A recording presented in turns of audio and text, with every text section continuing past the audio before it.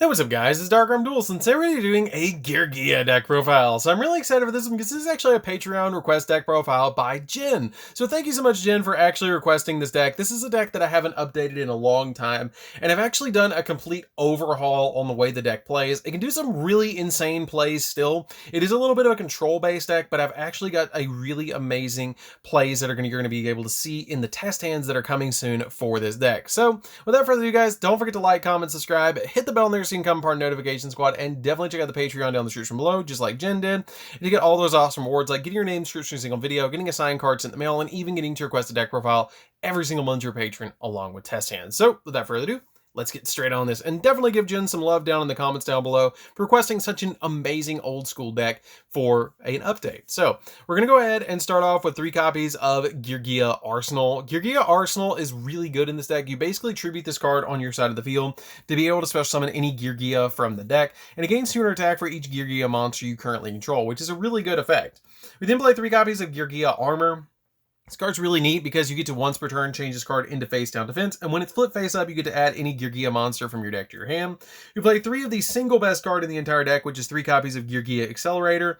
Geargia Accelerate is really good because when you control a Geargia, you can instantly special summon this card from your hand. It's not once per turn, and also when this card is sent from the field to the graveyard, you get to target another Geargia monster in your graveyard except another copy of itself and add it back to your hand. So it's constantly replacing itself, which is ridiculously good. We then play 2 copies of Augur. I've bumped Augur down to 2 from the previous build, and Augur is good, but I don't like to normal summon it all that much because when this card is normal summon, you get to add a level 4 Earth Machine monster from your deck to your hand, but that's a really good effect. But you can't attack the turn you activate the effect. And then also, nor special summon monsters except for machines. So it kind of locks you down for what I'm trying to do in this particular deck. So I bumped it down to 2. You can still play with it at 3, but I've bumped it down to 2 in this particular build. We're then going to be playing a single copy of Geargia. Geargia is you contribute this card to be able to special summon a level 4 monster from your graveyard, and then special summon monsters' effects are negated. 2 copies of Mark II. Mark II is really probably the best one, because when it's normal or flip summon, you get special summon another Geargia monster from your hand or graveyard. And then I play a single copy of Mark III. I bumped Mark III down to 1 from the previous build because Mark III is really good, but at the same time, you just want really the 1 copy. Because it has the ability that when this card is special summoned by the effect of a Geargia card, you can special summon another Geargia monster in your hand or graveyard in defense position, which is a really good effect. But here comes the rough part, because it has a little bit of restriction. Its effects are negated, and you can only special summon Geargia monsters for the rest of the turn, which is a great effect, but there's not a lot of Geargia monsters that you can actually special summon with this. Basically, you're using this to go into the length 3, or not the length 3, but the level or rank 3 that you play in the extra deck the majority of the time, because it's going to lock you into Geargia plays. We then play 3 copies of Gold Gadget because it is primarily a rank 4 deck that you're going to be running in with this deck.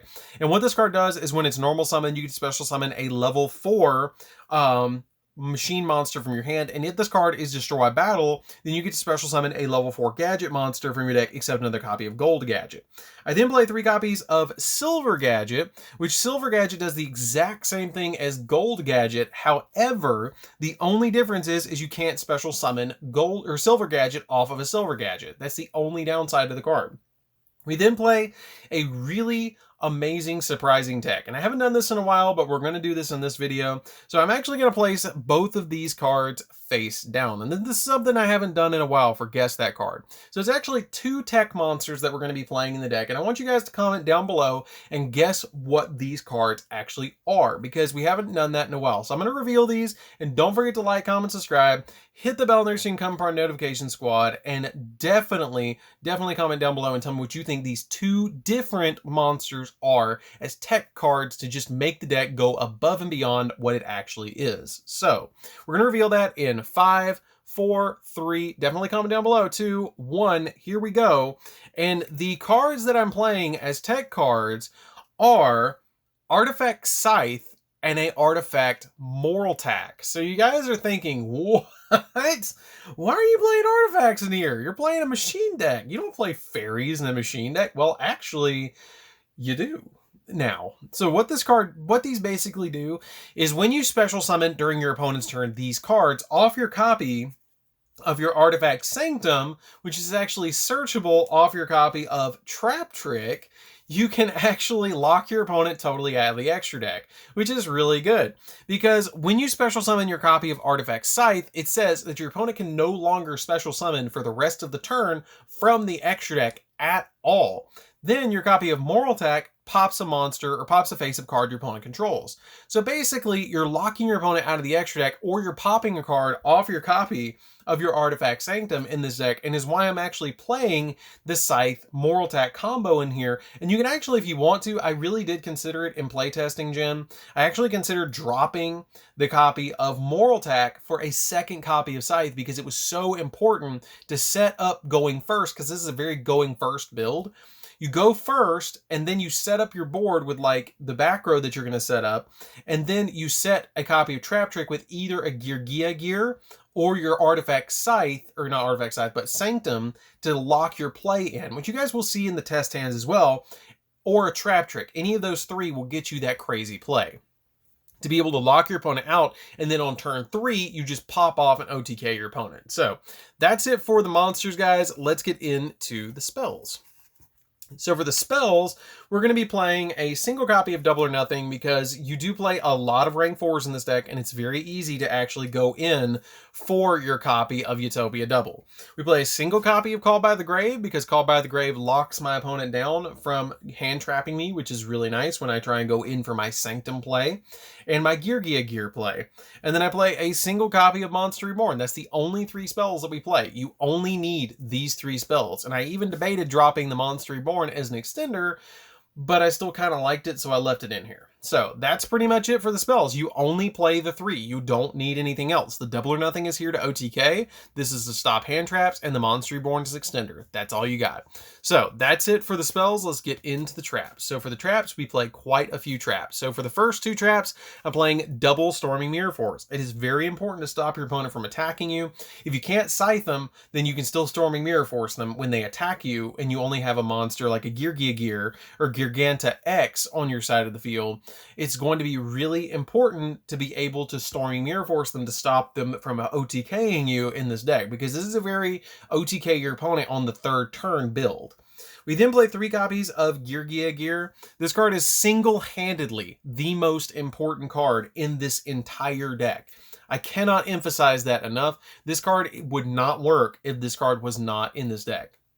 What this card does is you special summon 2 Gearginos monsters from your deck and increase their level by 1 each. That's why this deck is technically going first, and then OTKing your opponent in turn 3 build, because you flip this face up during your opponent's turn. You get all 3 of those, or you get those 2 copies of Geargino on your field, and then you start making Gearganta X's over and over and over and over again, which is what's really amazing about this card. We then play 3 copies of Artifact Sanctum. This card is here to be able to special summon your Scythe from your deck, because if this card is you just activate it during your opponent's turn to special summon any artifact from the deck, which is really good. We'll play 3 copies of Trap Trick because the Trap Trick will search any of these traps, your copy of Gear, your copy of Storming Mirror Force, or your copy of Artifact Sanctum, which is really amazing. You just have to banish either a copy of Storming Mirror Force to set the Storming Mirror Force, banish a copy of Geargia Gear, and then set the Geargia Gear, and then banish a copy of Sanctum to set the Sanctum, which is pretty good for Trap Trick. It basically copies any of the traps. It's a wild card for any of the traps to be able to set. We then play 3 copies of Solemn Strike to round out the deck, because the Solemn Strikes just help out that little bit extra, because it says when a monster would be special summoned or a monster effect is activated, you pay 15, negate the activation if you destroy that card. You can negate stuff like your copy of Anaconda. You can negate cards like Ash Blossom. You can negate special summons. You can negate anything that you need with Solemn Strike. You do have to pay 15, but it's very important to lock your play in. So we're playing 4 ways to protect ourselves if we're going first from a hand trap with our copy of Geargia Gear, which is very important. So that's it for the main deck, guys. Let's get into the extra deck. So for the extra deck, we're going to be playing 3 copies of Geargia X, which oddly enough does not count as a Geargia monster. It's actually a Geargia monster. So it's a gear monster. So it has the ability that you detach a material from this card, and then after you do, you add a level 4 lower machine type monster from your deck or graveyard to your hand. And then when this card leaves the field, you can target a level 3 or lower Geargia monster in your graveyard and special summon it. So basically it gives you back your Gearginos on your field when it leaves the field, which is pretty good, and it can search for a copy of Accelerator to give you additional plays. We then play a single copy of Heavy Armored Train Iron Wolf, which this card is ridiculous in this deck. I love the ability to be able to attack your opponent directly. I love the effect that it's just so good to be able to summon this card. And basically this card is a Zeus machine. Like, if you guys do not understand what this card does, let's go over it. So what it does is you detach a material from this card and target a machine monster you control. This turn, that monster can attack directly, and also other monsters you control can't attack. And if this card in your possession is destroyed by an opponent's card effect, by battle by card effect, you can add a level 4 machine monster from your deck to your hand. Okay, this card can attack your opponent directly and then give you Zeus during main phase 2. This card is really good in this deck. We then play a single copy of number 41 just to kind of lock our opponent down, just in case we need to summon like a Baguska and then immediately activate Geargia Gear during our opponent's turn. Is really nice. It helps you lock your opponent down and kind of stun them a little bit so you can go into your plays. We then play a single copy of Utopia Double. Basically what this card does is it says detach a material from this card. Once you detach a material from this card, add double or nothing from deck to hand. Immediately after this card resolves, you get to overlay a copy of Utopia on top of it because of its effect as it's resolving. The Utopia comes out at 5,000. You then attack your opponent with the Utopia at 5,000, detach a material from the Utopia, negate the attack, and then drop the double or nothing to attack again for 10,000, and you OTK your opponent, which is amazing. You can do that turn 2, or if you go second, you can do that very easily. If you just add a copy of literally any level 4, it could be a gold gadget or a silver gadget plus any level 4, or an accelerator plus any level 4 Geargia monster. This card just cranks out Utopia Double like crazy. We then play a single copy of Geargia Giganta G or XG. I almost said it right on the first try. This card is really good too. And basically what this card does is you takes 3 level 3 monsters to summon this card, and then during either player's battle step, when an attack involving your machine monster is occurring, you can detach a material from this card to negate the effect of all face-up cards your opponent currently controls. And also your opponent cannot activate cards or effects, and these effects last until the end of the damage step. And when this card leaves the field, you can target one other Geargia monster in the graveyard and add it to your hand. I rarely summon this card, but it's a good one-of to every so often maybe summon it.